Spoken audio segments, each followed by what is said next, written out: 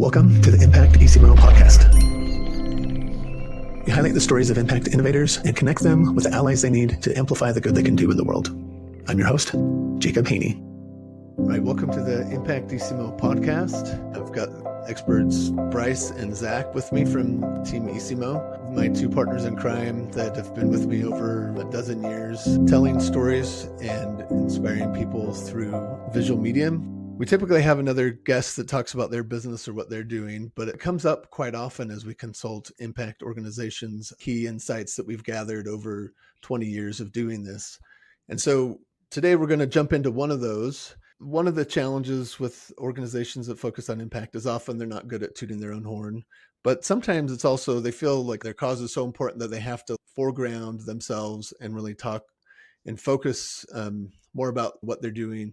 And sometimes that might not be as effective. There's sort of this counterintuitive idea that by not talking about yourself, by not focusing on yourself as the brand, you actually get more visibility and more traction by creating more of a banner that people can wave that's about a higher principle that stands for something bigger than just your company. So let's dive into that general idea though. Yeah, sometimes I think like the temptation is often, we have this objective, we have these things that we need to get done or sell or raise this amount of money, and your objectives, you start focusing on what do I need to get done, what do we need to do as an organization, instead of like really focusing on stepping back and like what are we all about and who else believes in that same kind of thing. And then if you're creating content with those bigger principles in mind, like you're starting from a point of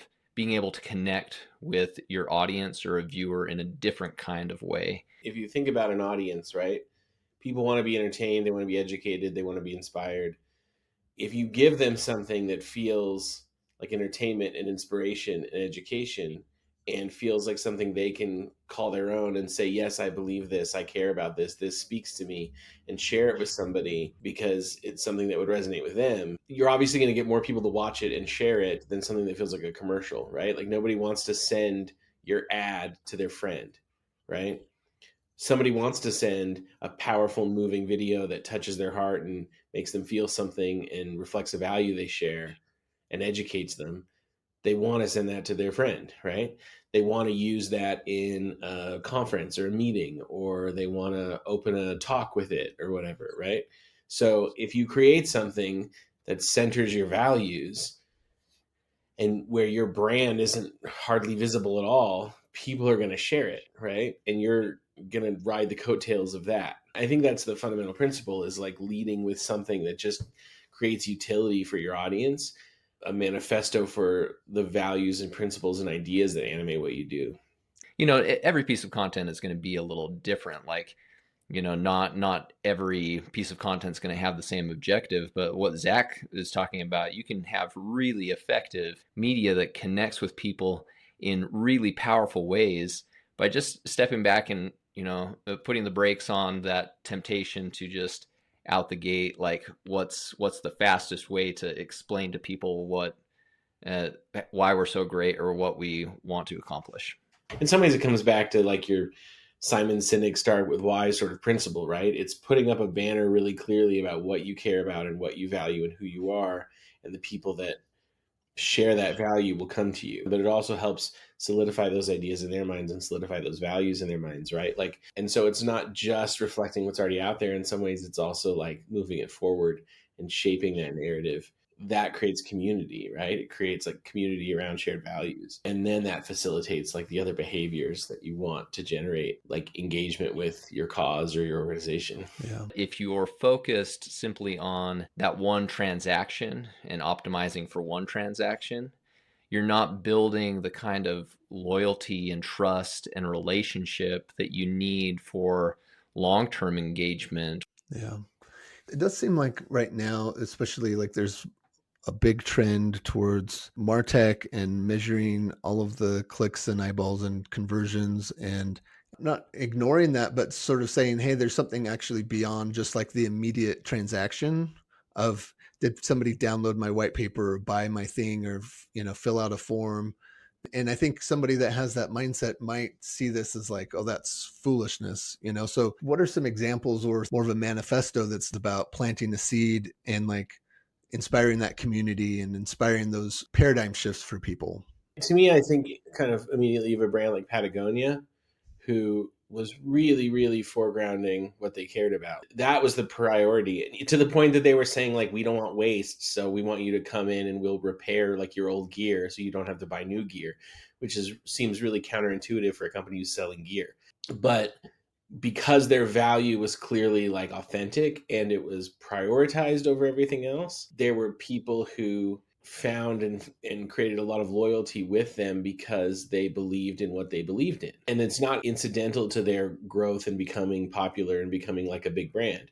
If that value set didn't exist, they wouldn't be where they are, right? Ben and Jerry's, the same thing. Like, you've got certain brands who prioritize a set of values and how they exist in the world over what seems like the logical decisions that you would make for product or whatever, but they're the reasons those brands are who they are and have grown to the size that they've grown. And then on the counterexample, like the thing I keep thinking of recently, look at Target, that has this more progressive customer base. And then all of a sudden they were like, oh, we're cutting DEI, blah, blah. Like, it felt performative because they were thinking, oh, this is a better like financial decision we're going to make right now. And their customer base has soundly rejected that, and they've lost a lot of business. I also think of like Google, when they, decided to quietly remove "Don't Be Evil" from their manifesto and kept making all these decisions that undermined people's trust in their objectivity and in their sort of focus on just providing good information, right?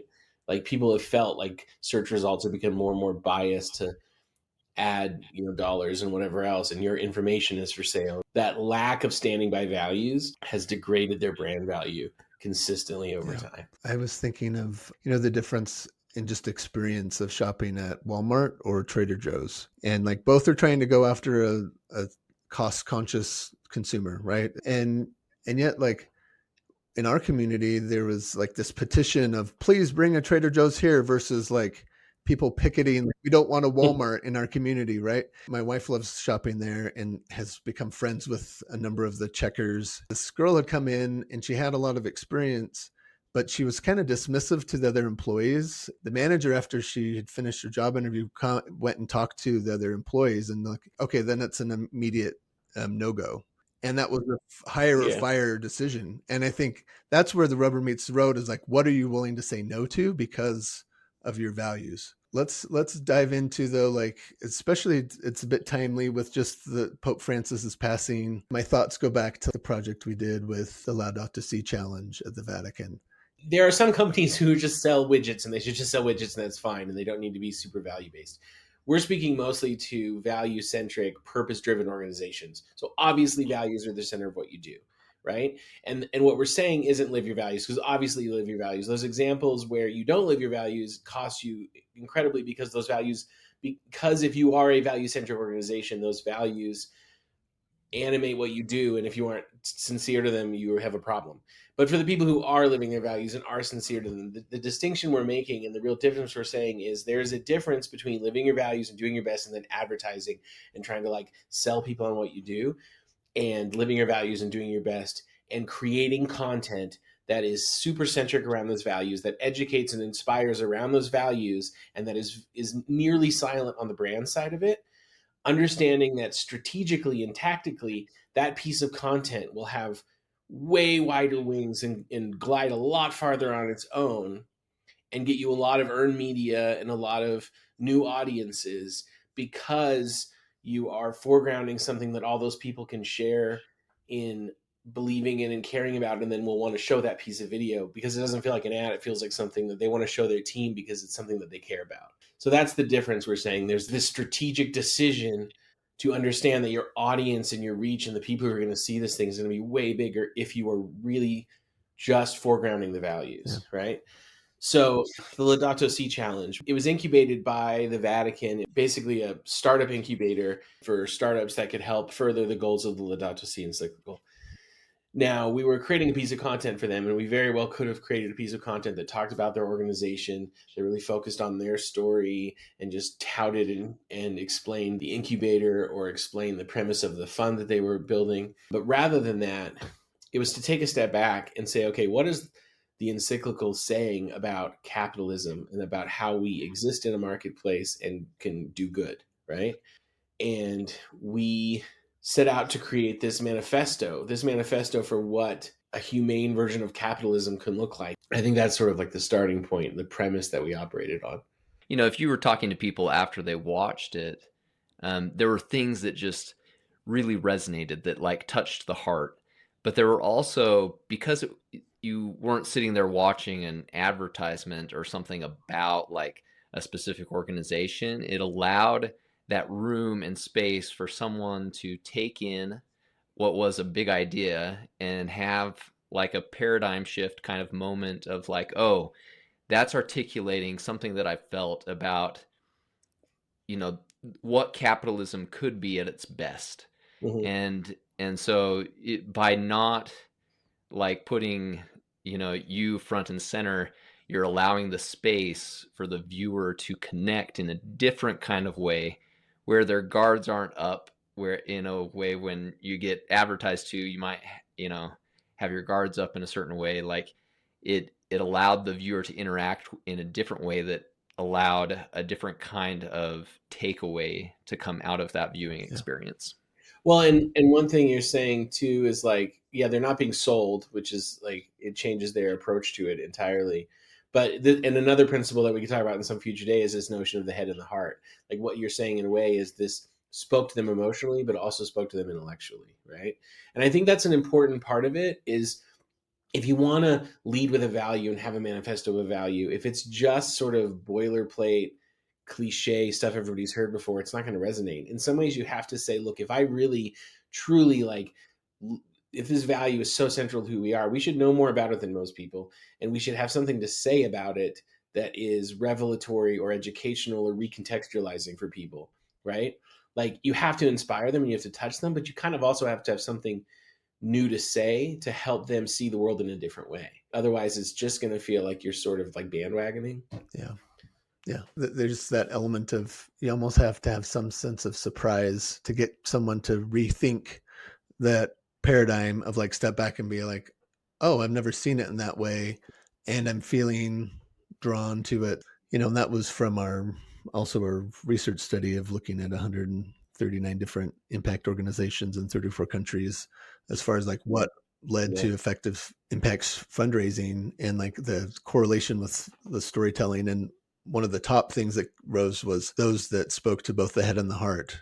You know, like there was a logical argument as well as an emotional connection. Setting aside head and heart sort of for another day, because I think that's a whole other discussion. So we've created this piece of content that is super value centric, right?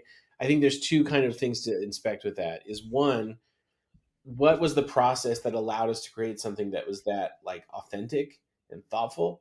And what sort of was the result? Like, if we're saying that this allows you to get all of this earned media and sort of exposure outside of your audience, did that in fact happen in this case, and what did that look like? Maybe let's first talk about results, but then let's talk about what's the methodology? Like if somebody's hearing this and saying, yes, I want to do this, right?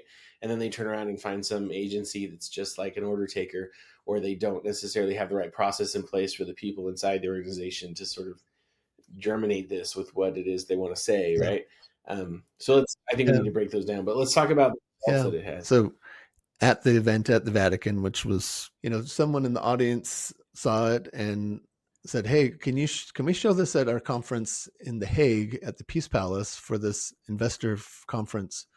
And we're like, sure. And so a month later, I was on a plane to go, you know, to this Impact Summit Europe, and people there saw it and wanted, hey, can we play this at our event in Stockholm?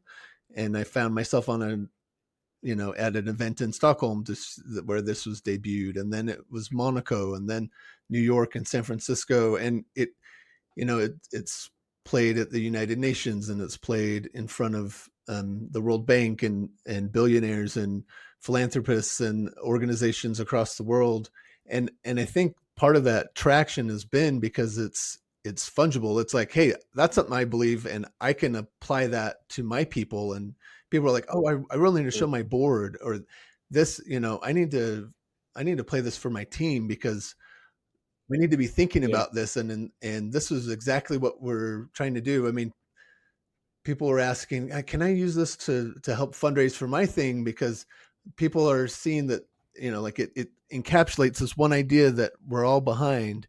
And suddenly, like, people are running and waving this banner all over, where we couldn't have paid them or like run ads or targeted them in a way that was just a more commercial message, would have had the same kind of Yeah. traction. Exactly. Yeah, and so the people who saw that Laudato Si Challenge organization's logo and learned about them was way bigger than it would have been otherwise. And we've had other instances of that. There was a sort of a business networking community that we made a video for that was just a manifesto in this idea of like slowing down to speed up and taking a moment to like regroup and contextualize out of the rat race or whatever. And that piece, again, with nothing but the logo for the organization at the end, was asked to be used at like a Harvard Business School event and a church function and a LGBTQ function. Like the breadth of political ideologies that saw it and said, I believe that and I want to use it, was like shockingly and humorously wide, right? And it got used in a ton of different places. There was another piece that we did for a storage company, right? For Extra Space Storage. The whole principle of, it's storage, right? That's not terribly sexy, but it was, what do they value and what do they really care about? They want to be there for people in times of transition. So we made a video that did that in practice. It was 10 things I wish I knew before I became a parent. And it was all these real parents talking about advice and thoughts they had about what they wanted, which they wish they had known in helping them in this time of transition of being a parent, and created this very beautiful little video that like exploded and went viral completely organically. Today's Show was picking it up. Ashton Kutcher tweeted it, right? And so it was a ton of earned media and a lot of brand credibility for Extra Space Storage. It wasn't some big strategy of placing this thing, right? It was just about the content resonating with people and leading with values. If someone was trying to apply that as, okay, you've got my attention, I would love to get that kind of earned media or have that exposure on my on my brand values and kind of ride along. My brand is riding on the coattails.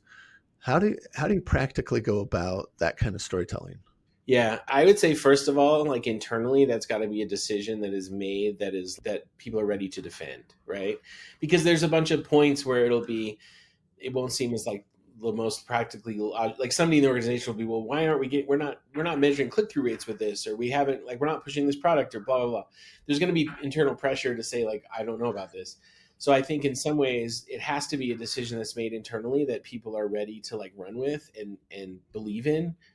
And that has to be met with that internal conversation of like, not just what value do we want to hold up because we think it's popular and what people want to hear. It's not about that. It's what do we actually deeply believe in here that we would love to see happening more in the world if we saw nothing else from this other than that. Like, what value do you care about and believe enough that you want to advocate for and teach about and inspire about in such a way that behavior gets increased out there in the world, even if nothing comes back to you?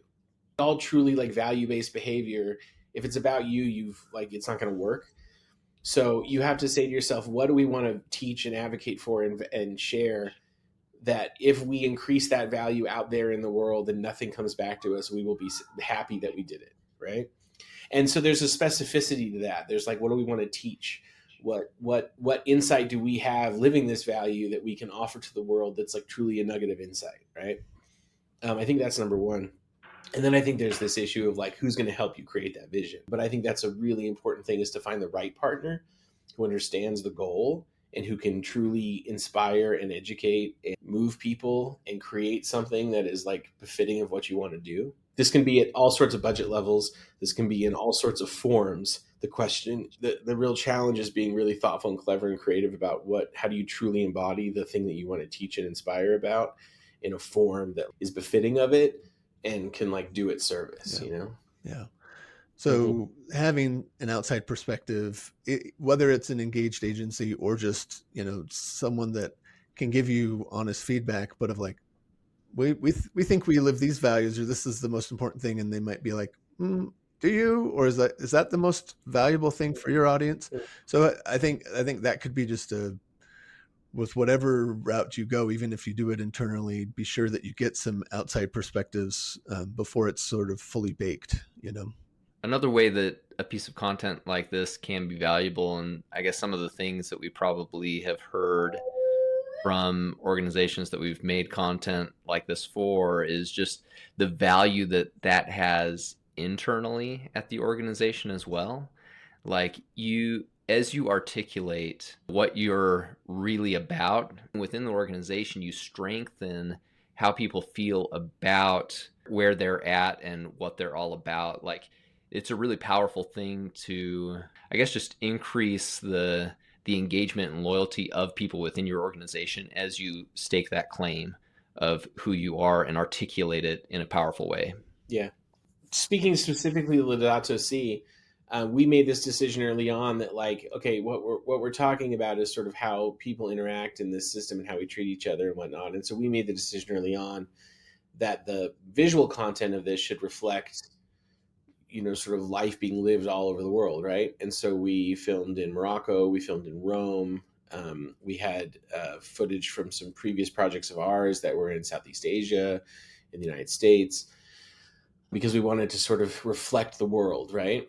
But the ways in which we interacted with each other was really important. So I remember there was a day we were filming in Rome, and this is where it comes to, like, I guess the central point of this is you need to have creatives or whoever is helping you make this, who not just like understand what you want, but like share and care about a value as well. They have to give a piece of their heart to this thing, and it has to like be authentic, right? And so I remember when one of our shoot days in Rome, we were near the Spanish Steps in Rome, and we were filming, it's this area filled with these very high-end retail shops, and everybody's going along, and there's lots of tourists and whatnot. And so there's this weird contrast of like these high-end retail shops and homeless people on the streets. And that's not unique to that spot in Rome. That's everywhere. But there was this one moment that really caught my attention, and instead of moving on like we normally would do, we sat there and filmed this one thing for like 30 minutes, waiting for just the right moment. There was like a public utility trash can on a pole, and the way they have their trash cans, there's just like a metal ring with a bag hanging from it. There's not like a can around it, and the bag was broken. And so you've got all these tourists on their phones and everything, and people in the area shopping and walking around, and they'll come up and drop their trash in this bag that is essentially just a fiction, right? They're just dropping their trash through a ring that's just falling on the ground in a pile, right? Because there's no bag, it's broken. And everybody can see that it's broken, but they're still just like enacting this behavior. Oh, there's a trash can, I'm going to throw it away. I guess that makes me responsible, as they just watch it fall on a pile in the ground and kind of spread around. And the sort of symbolicness of this behavior of like not sort of, in some ways, how capitalism is, we think a selfishness that we're doing in the immediate moment will somehow create, non-selfishness in the aggregate later, right? And it became a sort of symbol of the what we were talking about in the film. And so it's like it's being, attuned enough to like the thing that you are trying to say, to like recognize. So that wasn't something scripted or planned or whatever. It was something that we saw, and we said, this is exactly what we're talking about. And we took the time to get the right moments of it, right, to reflect in the piece. We talked to the organization a lot and the things that they valued and what they wanted to say, and we really listened to them when they talked about tone and kind of the tone they wanted it to have. And we read through the Pope's encyclical multiple times. For me, writing it, there were things that like had stuck in my head for a long time that was easy to draw from things that I was like personally passionate about to put into it. One of which was this notion that we say capitalism in this like generalized way, and we talk about Adam Smith and everything. And it's like, there's a difference between corporate capitalism with a capital C, and markets, and how markets function, and the invisible hand, right? And so in some ways for me, writing this piece was like the frustration of feeling like people conflate these two things when they are very different things, and what they're capable of is very different. And then the other aspect of it, kind of paired with that felt like animating for me, was this understanding that like these systems, yes, it has greater potential maybe for harm or good or whatever around the margins, but they all essentially reflect the character and the impulses of the people that are filling them up and animating them, right? So in some ways we want to blame the system, but the system is a reflection of our decisions and our values, right? I think capitalism with a big capital C makes it hard for us to make good decisions, but markets are just a way for people to organize and make decisions in the aggregate. And if those decisions are destructive, they're destructive because that's a reflection of of our priorities and values and short-sightedness. And so in some ways, I don't know, in some ways for me, the piece always has this double-edged sword where it feels really like inspiring, but on the undercurrent, if you want to pay attention, it's also telling you that if the system sucks, it's because we do, right? And maybe it's time to fix that. And that's that whole notion of think a new thought. It's time for us to like stop assuming that our selfishness will create good and assume that if we treat each other with respect and kindness and we treat our planet with respect and kindness, then good things will result, right? Yeah, I think about like that, and that's not every organization has the stomach for that kind of work. I mean, it takes leadership, and to have thought leadership, you actually have to have leading thoughts. Like you have to have innovative or like insights that aren't, just like you said, pablum or cliche, but that are actually like and leading people forward in a direction that that might be a pivot from where they're currently going. But that's what leaders do, and thought leaders do. And it's not just if you have a following, and it's not about being an influencer. It's about who is leading the thought of an organization or a movement. And I think those that can put a stake in the sand and say, this is what we believe, and here people rally to this, like are the ones who will lead markets and that are seen as the change makers, and not just laggards or not just following the crowd, but that are but it takes courage, and that takes like to put yourself out there and to say, hey, we can do it differently, and come rally to us. And we don't care if you're a competitor or a peer, whatever. Like if everyone behaved like this, the world would be a better place. If you truly are value centric, that's the starting point. Then you have to say, what do I really want to say, and what do I really want to share with the world that actually has value and utility and can give them something they don't already have and teach them something they don't already know. And if that happens, I'll be happy if nothing else comes of it, right? And then you need to find a partner that like believes it with you. And then you need to pay attention and be like listening and go through the process and adjust and have everybody not be like egotistical about it. Like on our end or on their end, we had to like adjust and we had to listen and we had to let this thing grow and like gestate, right? And then you create something that is authentic, that actually is about a value, is about sharing a value. And when you create something real, people will respond to it. But if it's not real, it won't work. Yeah. And I think that has to be the Yeah. calculus then. What's my click-through rate? And there's a time and place for that, but this type of content has to be that kind of generous offering, and have leadership baked into it. I mean, one of the things that for us, that kind of sandbox, kind of working with people to help uncover it, is one part and parcel of what we do. And we, like, I think for those that are mission driven, that are change makers, it's an open invitation. If you need another set of eyes outside of your organization to help you get clarity on what is that kind of leading message that you can inspire people to, like we love to do that all day long. And especially if you're a podcast listener, we're happy to sit down with you with no cost and no obligation to just help you get unstuck and maybe lead you in that direction. So I think hopefully that comes off in that you believe us, and that it's not a sales pitch, but we really want to see more people behaving and shifting in this direction, and like inspiring the markets where they need to go. I will say we've had a lot of those conversations, and there are plenty of times where we say to them, like, we don't want to make something for you because you don't think it's right now and you don't need it, right? If there are those conversations where it turns out the timing is right and the situation is right for us to make something for them, then great. But that's not it's not a requirement for us to be helpful in that regard, and it's not necessarily why we're doing it, right? We've tried to adopt this philosophy of, leading with our values and helping and being helpful and trusting that the universe will sort of take care of us on the other side of it. So Jacob's very sincere in that like if if this is resonating with you and you feel like you need some help and some guidance in formulating how to move forward with that value-centric approach, then come talk to us. If that turns into creating content for you, great, but like, we don't necessarily think it always should. I think that's how David's can defeat Goliath is actually having like the right story told in the right way, in a powerful way, can really help set you apart, especially where change makers are chronically, the underdog or trying to do so much with so little. I think one of the ways you can get more leverage is by having a more impactful story.